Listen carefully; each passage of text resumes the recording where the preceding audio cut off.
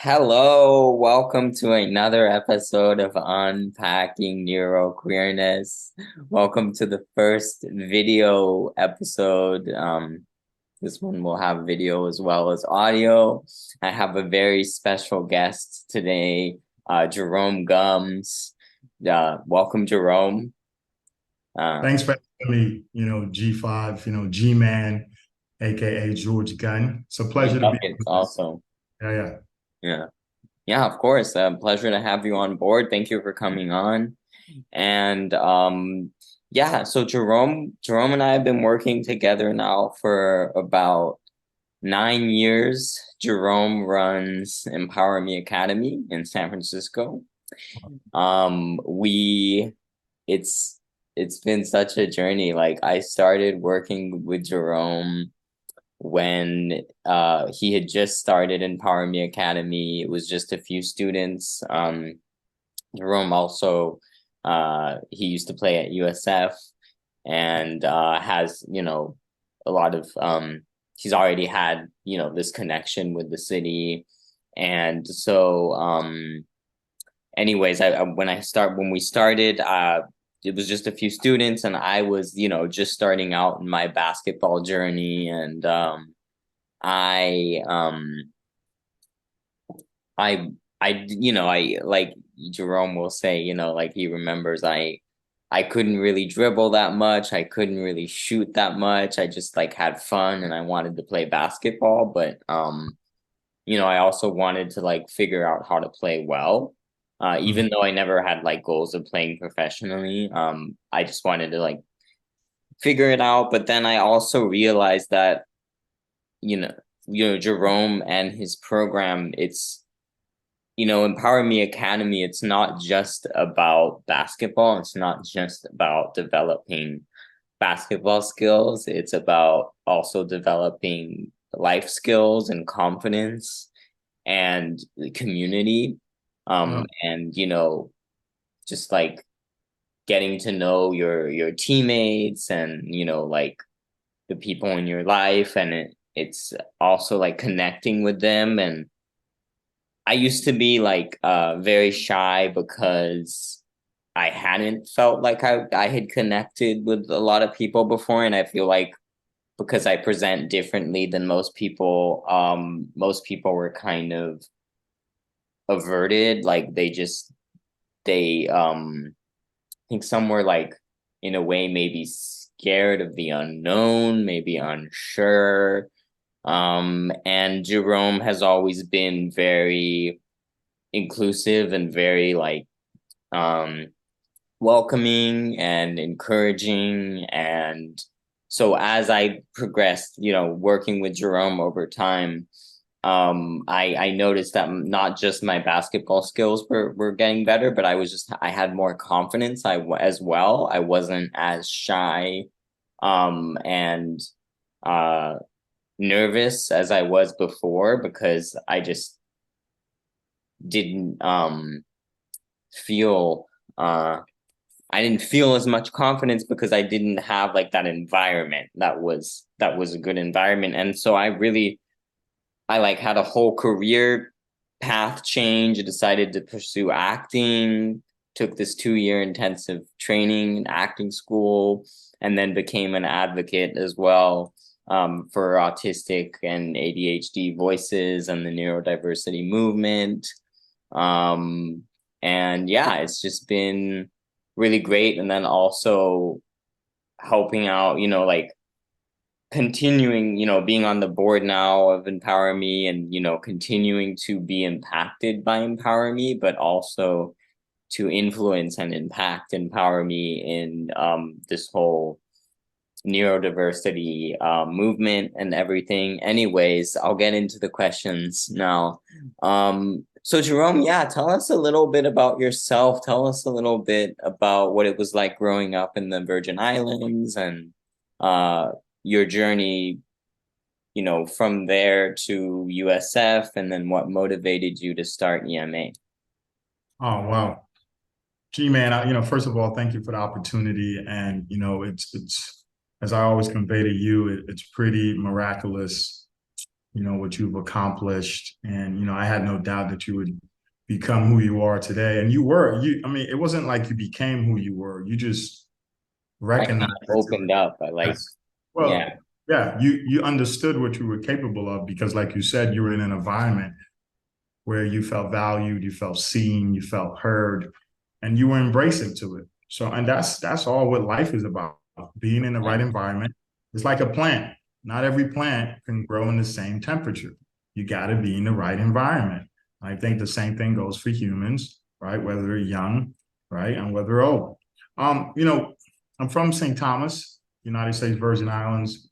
I grew up in a household, by strong women. Both my parents were involved in raising me. I would like to say my dad really showed me what work ethic was, and my mom was the disciplinarian, and I had six sisters, and I attribute my way of coaching of being, having emotional intelligence, being intuitive, really tapping into my emotional boundaries. I really give credit to my sisters of just being around women and seeing that discrepancy in how I operate and how I thought and how my sisters operated. And it wasn't always sunshine and ice cream, but I did learn a lot from my sisters, and I want to always pay tribute to my sisters, my mom, and my family. Growing up in the Virgin Islands was tough.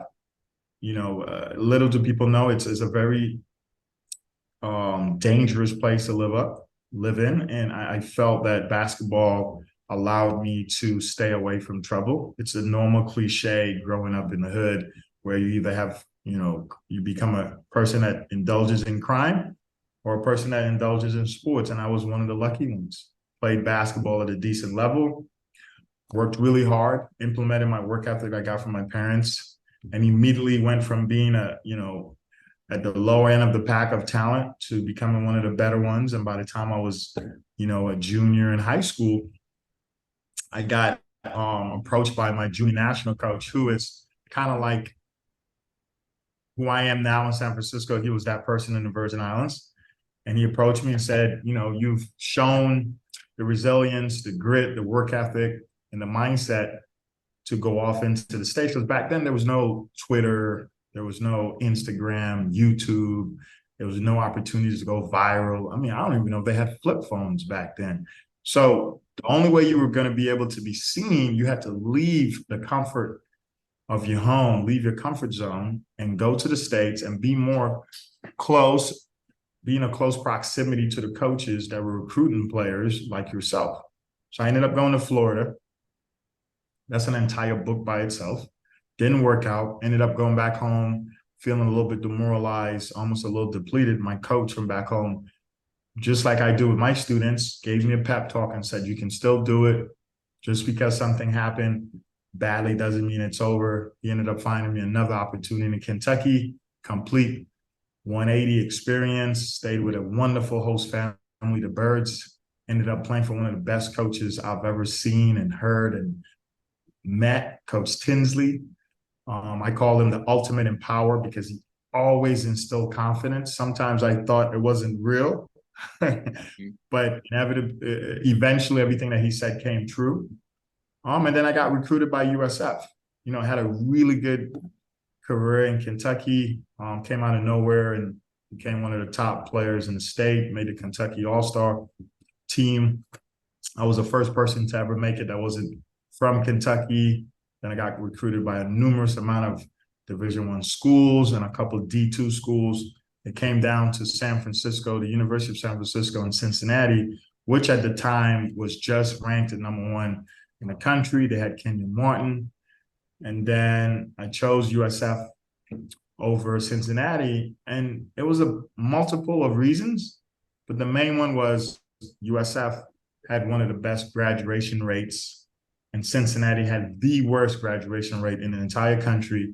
And one promise I made to my mom, being her only son, was I was going to graduate from college. So it became an easy, very easy decision. So even back then, you can really connect that my decisions were always made from values, right? And those are the types of mindset I try to instill at the academy. Fast forward, went to USF, played there for 5 years, redshirted 1 year, went overseas and played for about 8 years. And then during my tenure playing professionally, My son, who I had when I was in college, he started getting serious with basketball. And once he, made that commitment, say, hey, pops, I want to become the next Russell Westbrook. I immediately started thinking about my experience and wondering how I can make sure his experience was better, because I had a lot of coaches that tripped me up, caused me to lose confidence, caused me to not believe in myself, caused me to feel somewhat, even to the point suicidal. Mm. A huge mental strain to me. And so I started building Empower Me Academy. And 10 years later, almost 3,000 students impacted. This is where we are. Wow. Yeah, Yeah. that's wow, that's amazing. Like, I think especially like when you were saying about the mental health challenges that can come with all the with this whole journey, and how important and how impactful it is to have someone that understands and can help you get through it and give you confidence, because I think it's a huge thing. Like what I see this like all over the place with everyone, but I think I see it a lot with neurodivergent people, is that a lot of people they struggle to find those environments because because there's so much skepticism, because people don't want to, step into territory that they might not be familiar with. Um and it's really powerful when you find someone that does, and that's like, oh, okay, let me understand like how this is for you, and what are your experiences, and how are like what are some of the challenges you have and everything. And because I feel like a lot of times it's just very standardized. It's like a lot of people, they have these very standard molds of like what everyone is supposed to do, or what everyone is supposed to look like, in terms of, um there's a multitude of different things. And or one, how someone communicates perhaps. Yeah.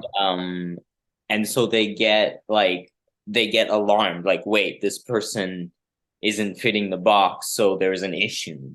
So like, or this person is maybe like, people that might be struggling with something, like they might be showing a lot of behavior that one could just look at and just dismiss and be like, oh, see, they're just angry, or they're just upset, or they're just snapping because of this, or they're like, as if they were doing it because it's something just like a choice that they made. And but it also has a lot to do with the environment, and it a lot to do with how they're perceiving and processing a situation. And there was I have so many things like coming into my head and stuff, but there was this moment at the Empower Fest, the third annual Empower Fest at Empower Me Academy, that happened this last week. There was a speaker night, and I remember you had Bill Cartwright from USF there, and he asked you a question about behavior, and addressing behavior. And I really liked your response about not about making sure that there's not an environment where that behavior would arise because of the environment and the circumstances, because I feel like there's always a reason behind the behavior. And a saying that I use a lot on this podcast, analogy perhaps that I use, is that we have to put out the fire instead of silencing the alarm. And Yes. the behavior is, a lot of times, it's the alarm, it's the I fire like alarm that. going I off. like And a that. lot That's of a good. That's a really good one. I like that. thank you. Yeah, because a lot of people, they're just like, oh my God, like this child is doing this, like we need to stop the child from doing this, we need to. And it's like, you're silent, it's the same, it feels like the person is like, oh, the fire alarm keeps going off, like We need to Yeah. turn this thing off. We need to get rid of it. And like the fire is just getting worse. And I'm like, no, the fire alarm is going off because of the fire. Yeah. If you put out the fire, the fire alarm will stop. Anyways, so you were talking a little bit about mental health like challenges that you had along the way and how you had coaches that were able to instill more confidence in you, and like how that knew how to talk to you and like really communicate on the same level and take the time, because I feel like another thing that happens is, I mean, I know I'm touching on a lot of different things, and I love it. eventually I love I'll it. get I'll get to the question, but like there's so many people that they try to judge people and based on just like the first impression, and like because there's this thing in the acting industry which I've been like starting to advocate against, which is the basically a slate video, which Mhm. is what this like 5-second video that you do to basically, they say it's to show off your personality before, and you put that video before the audition clip. But Mhm. it's like I feel like it's so unfair, because how can you get to know someone or know their entire personality or their entire story and everything in like a 5-second video? And I read recently that a lot of times the casting directors will decide if they watch the audition or not based on just this 5-second slate video.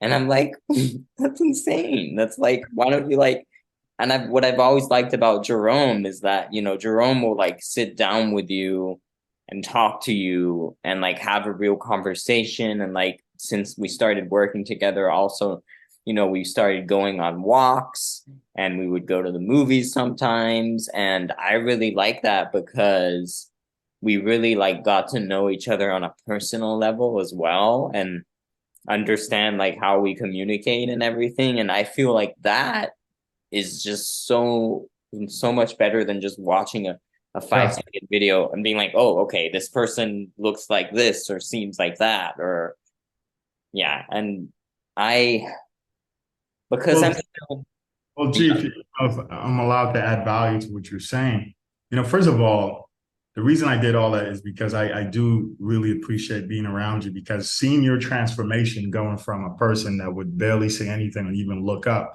because you were never in an environment that allowed you to really see yourself as being this future actor, future, superstar, you became my inspiration. You understand? Like every time I'm around you, I'm reminded of how powerful our ecosystem is. So selfishly, I've been hanging out with you because sometimes I need that feel like who empowers the empower, who inspires the person that inspires hundreds. And you've been that for me. So, secretly, I've been really trying to pull on your coattail because you've been doing superhuman things, and another thing too, to really speak to the essence of why you want to spend time with people. You cannot coach, inspire, and motivate people until you know people. exactly. So this whole 5 second clip thing, it's almost dehumanizing Yeah, the whole experience of getting to know another human. You understand? So exactly. it's a polarizing issue. Like that is baffling, right? Hmm. That has become somewhat normalized because I can't comprehend how a 5 second clip could give you enough of a sample size for you to know who I am. So I'm not a fan, and I agree with you, Yeah, totally. Yeah. thank you. Yeah, because it's it's just yeah, it oh my god, because I've been told some stuff like, and I knew it wasn't true, and I was like in a good place, so I could like I could just right away, I was like, okay, this what this person is saying isn't true. But I've been told by someone in the industry, um that I was working with at the time, that based on my slate video, she said that it looked like I would be no fun to have on set and that I had no fun in life. And I was like, this Wow. Yeah, and I'm not working with her anymore.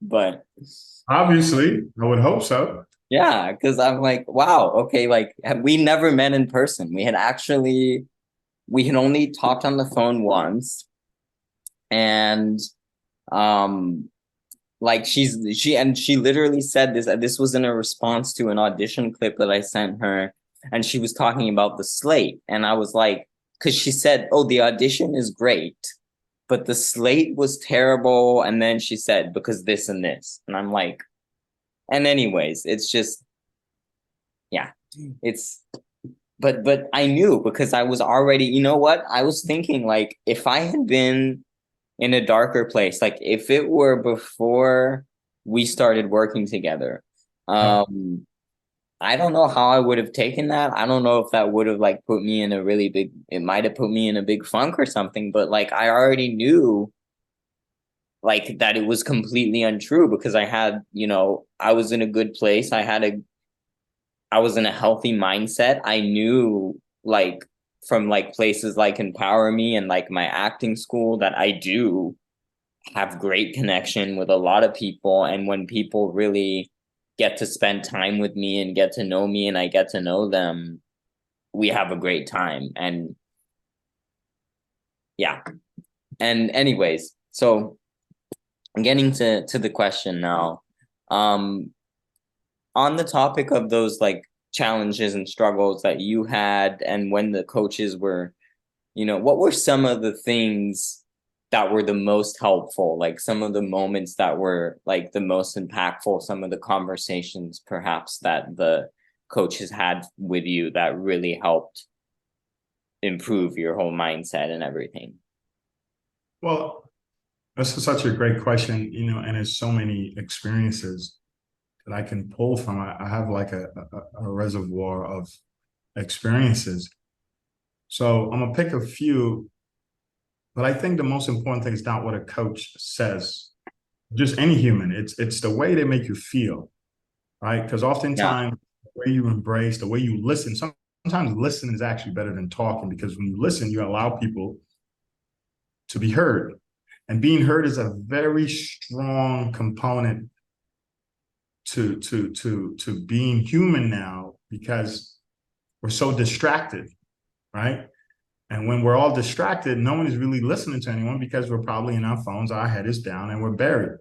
Yeah. So for me, in addition to what coaches said, just really feeling valued and being seen because I knew I was different. I knew I was always a person that wanted to be on time, always the person I wanted to work hard, always wanted to be coachable.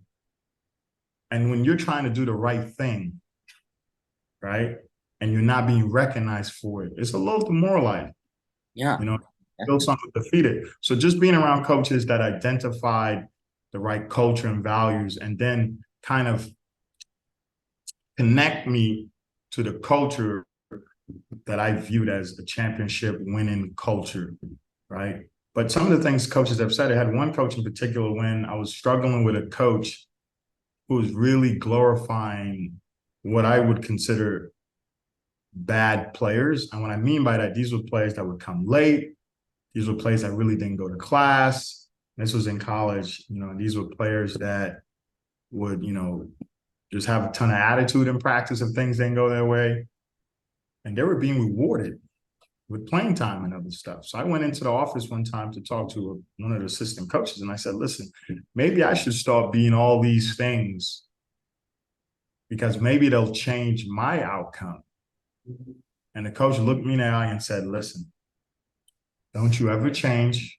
Continue to be who you are, because when the environment change that embraces someone like you, then you'll be an imposter and not be yourself. And then that environment will rebuke you." I thought it was a very powerful thing because what happened as I went through my experiences playing professionally, every once in a while I would have a good culture and a bad culture. And I just got to the point where, you know what? I'm going to go back home, help my son become the best player he can be, and develop a culture that I want to be around all the time. Right. So those are two things. And the last thing is really just always having a positive mindset. What I started doing with a lot of downtime overseas because it can become very lonely overseas. Back in the day when there wasn't when they had no internet, a lot of people don't know this. There was a lot of suicides being committed overseas Mm. because being homesick is a very powerful and sad experience. It's almost stifling. It's almost paralyzing. And now we live in an era where you can FaceTime your family, you can email, and you can text instantly. But, can you imagine 20, 30 years ago? It was hard. Yeah. So with that in mind, you still experience some boredom and some loneliness overseas. So what I started doing, I started reading a lot of books. Mhm. A lot of most of the books I read was based on self-improvement and mental health, mental toughness, mental enhancement, really diving into the mindfulness. And that's what I've infused into Empower Me Academy. So bullet points of my, answer is number one, coaches that exude positivity and the right temperament to make you feel valued and heard. Two, reading books or just indulging in something that makes you build up the self-confidence and self-awareness.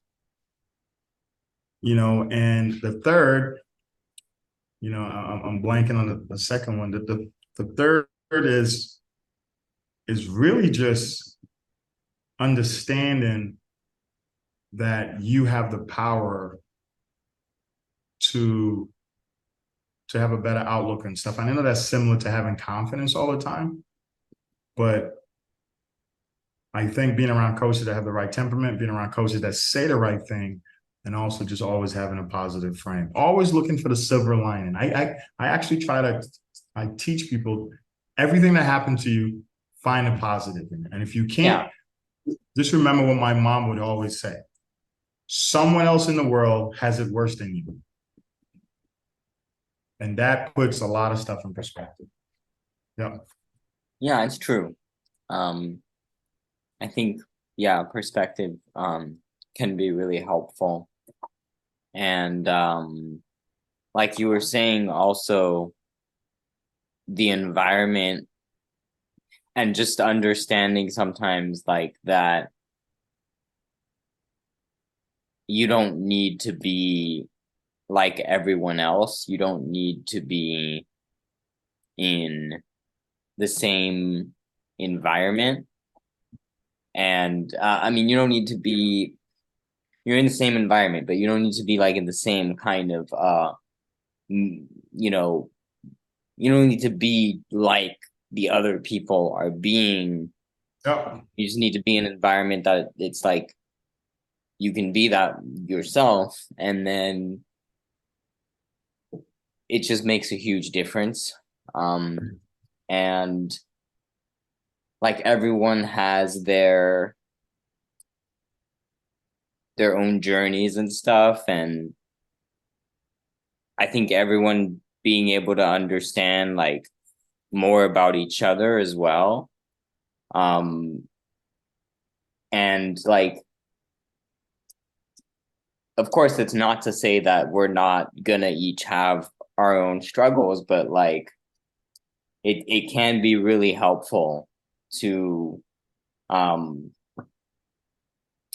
kind of look at like other people and look at like, because then it can also help us relate like, oh, okay, I'm not the only one. It can bring sometimes a sense of community, like, oh, I'm not the only one that's like had these struggles, and like there are other people experiencing similar things, and then we can talk to each other, and we can relate, and we can like understand other people's experiences, um because you that's what's really important too, is the connection, is like um when you connect with the person instead of because then you really understand, because it's one thing if they say, oh, like, yeah, this happened, or I came from here, but then when you really connect and understand, and then you share experiences, and then you think No, about everything anyways. Yeah. I agree. Yeah. Um so Yeah, about tell us a little bit about when you first started working with my dad and I, and what it was like. I mean, you think you already touched a little bit on this, but like in more detail perhaps, what it was like witnessing my evolution in basketball and life since we started. I don't know if I've ever shared this with you, but who you are today is who I envisioned you to be 9 years ago.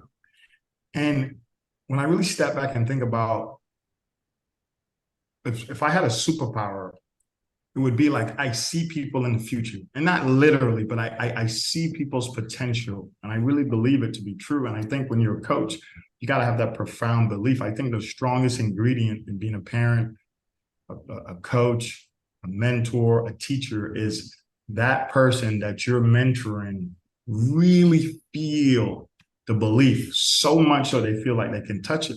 So when I first met you, I don't think you talked to me for months, right? I was And very shocked. I would always joke that your dad was your translator, right? Yeah, I think I remember that. Yeah. And I just saw this young man that I was just waiting to blossom because I saw a little glimpse. I saw when you would hit a shot because you struggled to dribble, you struggled to shoot, you struggled to do everything.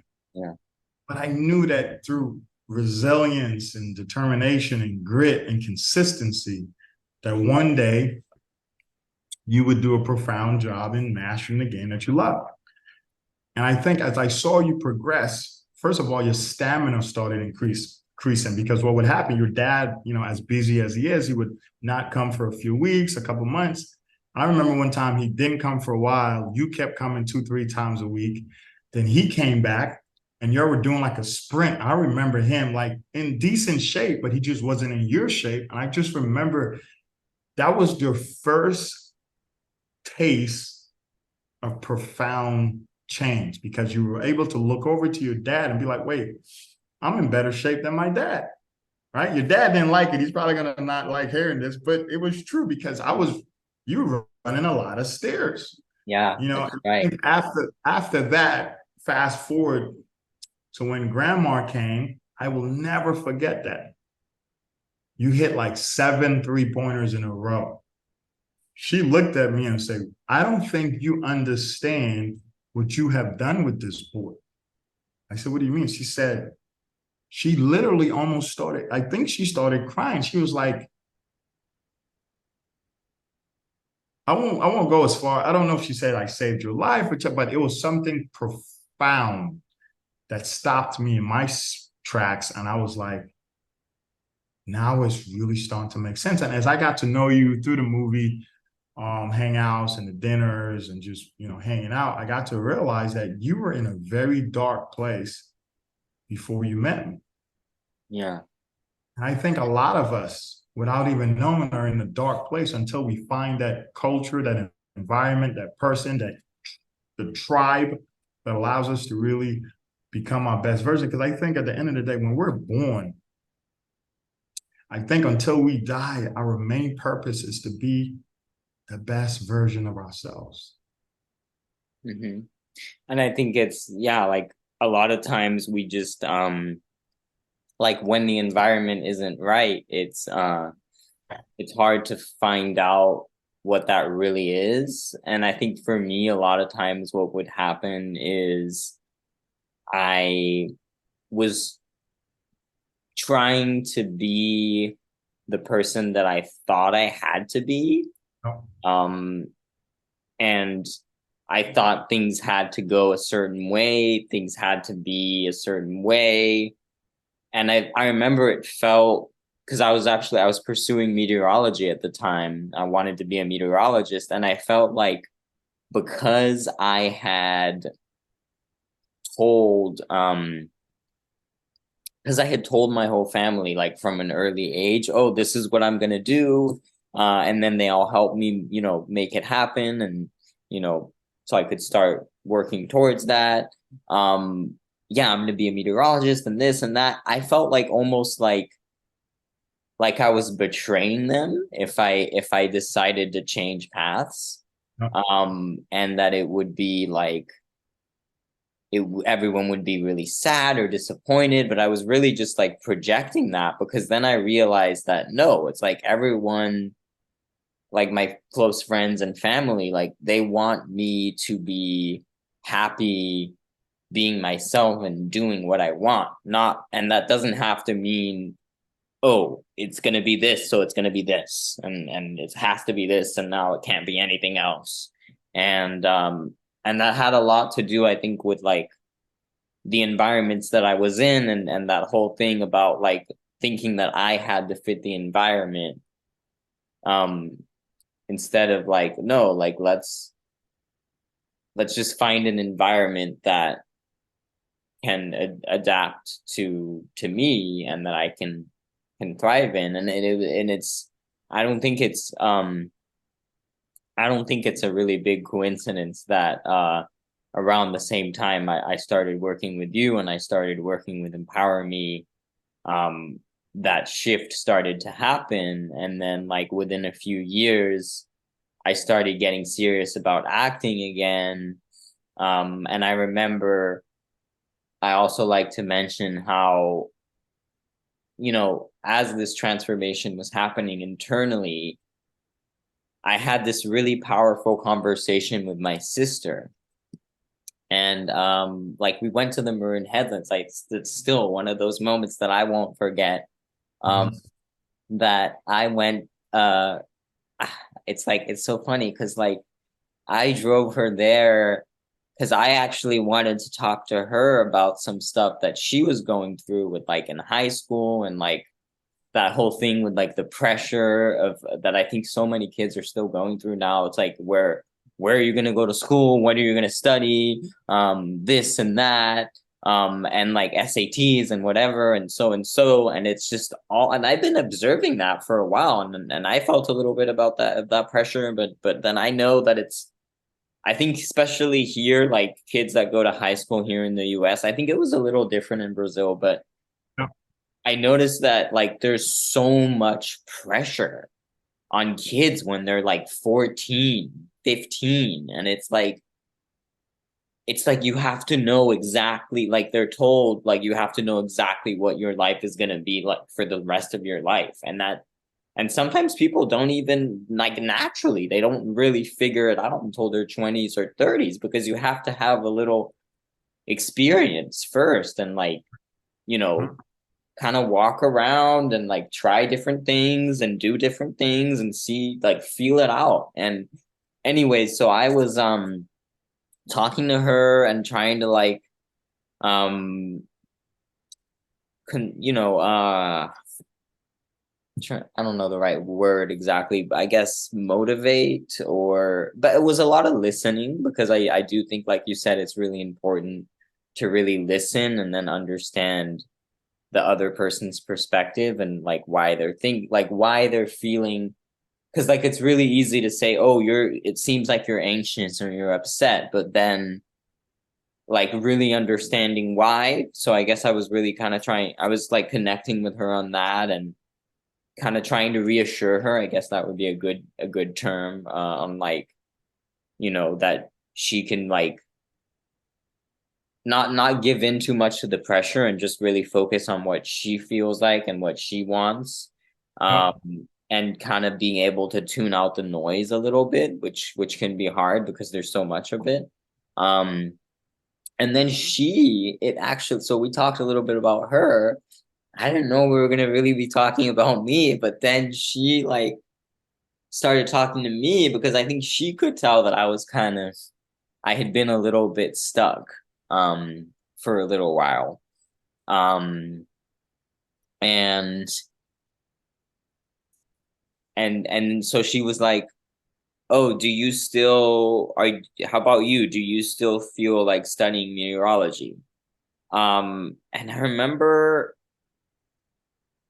I just kind of wanted to like, I still wanted to say that I was. So I was like, "Yeah, yeah, of course." And then I think sometimes she just knew that it wasn't really true, that I wasn't really being honest with myself. And she straight up asked the question that after that was, is that the truth, or is that just what you're telling yourself? Mm. And I had to think about that for a while. I remember I thought about that for like I don't know, like at night before bed for maybe a couple weeks or something. I was like really thinking about that. Like, is it just what I'm telling myself? Mm. And then I figured out that it was like, and it didn't take anything away from the passion that I had for meteorology. Like, I could still always love weather. I could still always love meteorology, and I could still talk about it a lot. And I even have another podcast about it now, talking weather. And I don't need to like necessarily become a meteorologist and follow this path in meteorology to like meteorology, because I had these thoughts and I was like, wait a second, no, it's like I I could still like meteorology. I'm not abandoning meteorology. I'm not betraying my love for meteorology or any of my family if I decide to pursue acting. And then I remember it was another thing that my sister said. It was like, you should try taking some acting classes again. Mm. And then I did, and then I really liked it. And then I was like, oh, okay, I remember this. I remember how much I enjoy this. And then, like one of those things, how like the twists and turns of life. Um, it just happened that I was introduced by a mutual friend to Jim Jarrett from the Meisner Technique Studio. And I ended up auditing. I had a nice interview kind of conversation with him, but he was also like, I really liked that about Jim also. And sometimes Jim would remind me a lot about you, because of the way that he would really sit down and talk to you. And then he would even say, like, he even said, like, don't think of an interview, like, don't try to prepare or anything, or like just thinking, he was just really talking and like talking about myself and my life, and like why I really liked acting and my story with acting, but not in like a standardized, structured kind of way, just like kind of flowing. And I just remember really liking that and really liking that energy. And then he could say that he could tell how committed I was. And then he would also always say, like, with his training, that it doesn't matter. It's not like so much about like how much experience you have, about like if it could be there are people in there that have taken a lot of acting classes before, a lot of stuff, and there are people that are just like starting out with this whole acting thing. But he said that what really mattered to him was how much do you care, how passionate are you about it. And he could tell that I really cared. um and Awesome. yeah, so I audited, and then I ended up deciding to join, and I did this 2-year intensive program, and I learned all about the Meisner Yes. technique and being authentic and working from your gut and being yourself. Like, that was another like main teaching of the technique, is working from your gut instead of your head, because I think so many actors, they get in their head and they try to come up with the emotion and come up with lines, and they're just like, you're playing it and forcing it. And when you're authentic, you're really like, with this whole technique, one of the things I love so much about it is like marinating in your character, in your experiences, and then writing these autobiographies. Like, this was my upbringing, this was my relationship with my parents, my relationship with my friends, and then how this all plays into this character that you're embodying. And then it's so natural. And then the moments and the lines and the back and forth, it's like when you're talking to this person, like this person, it like this interaction does something, like that when they're saying the line, you can tell it does something to you, and Yep. you have a reaction that's supernatural. And so yeah, and then I was like, wow, so I did this 2-year program, and then I finished it, and then going into advocacy. And I remember like the emotions, like, gosh, like starting, I think a month before I finished the training or something like that. Um, I just had so many like emotions in my head because I was like, wow, it's almost done. Like I didn't know, like 2 or 3 years ago, I didn't know that I was gonna go down this path. And then like even when I started the training, like beginning of first session, even like in the second and third, and then with the pandemic and the shutdowns and everything. And but even aside from that, I was like, it's such a long training, it's such an intensive training that I remember many times thinking like, wow, I mean, like, will I make it through? Like, how far will I make it through? But then I remember I always, like, the more I was like, I feel like it's gonna happen, I feel like I'm gonna do it. And I started feeling as it progressed. And I remember Jim saying, like, from the beginning, there are gonna be days that you're feeling really great and oh my God, this is great, this is fantastic. And then there are days that are more like, oh, can I do this? But then it was like, I feel like the more that as the training went by, I started feeling more confident in general because I think I was also more used to the ups and downs. And I was just seeing the goal very clearly and this picture, and I just knew how much I really wanted it. And I think it was like extra drive and extra fuel and extra motivation. Because I was like, I was so like hyper focused on the goal. Um, and I think I also as I got closer to it, it's like I could taste it, and I was like, oh my God, like it's getting closer, it's really coming up. And then it was like, yeah, I because I just remember like those feelings for, Yep. and then it happened, and I was like, wow, Pretty proud. Pretty yeah, proud. yeah. Awesome. And, and then transitioning, and then this whole career like as an actor, and then making my film this year, like making a screenplay, and then that's another huge thing with community, like getting my friends, like I have this group of friends now, which isn't something I had a few years ago. And like the connections and everything, and everyone just coming together and helping out, and them all helping out with the film, and then launching into this advocacy work, and them being super supportive of that as well, and continuing with Empower Me. And as you always say, like being empowered in basketball and in life, I think like I certainly feel like it's happened to me. And yeah, I know it's been happening to a lot of other kids as well who have been impacted by the program, as you mentioned, 3,000 now. Um, Almost. It's and about 10,000. yeah, it'll continue to grow, I'm sure. Um, well, those are all the questions I had prepared for today.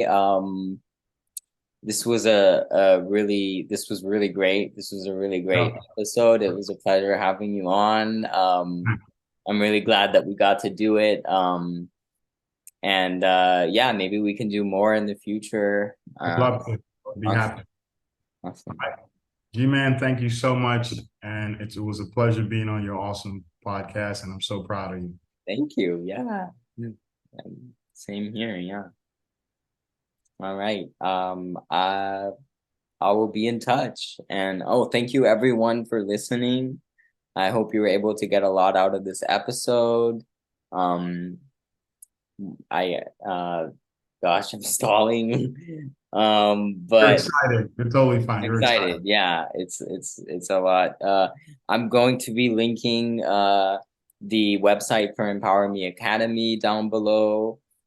Check it out. Check out the Jerome's work, Empower Me Academy's work. They're highly recommend it. Not just for basketball, but life as well, and how basketball can impact life, and especially if you're like going through a hard time, Yeah. in a dark place, not feeling accepted, definitely check out Empower Me Academy. Well, we've gotten feedback from our families, and it's in our Google reviews, it's in our documentary, and a lot of parents are really urging us to really speak to the impact that we have on their children mentally. Yeah. Not child psychologists, we're not therapists, but we do have a culture that allows children to feel safe, which allows them to really feel mentally stable, which is powerful. All right. Yeah. Yeah. T-Man, it was fantastic. Thank you so much, and can't wait to see you. Thank Bye. you. You as well.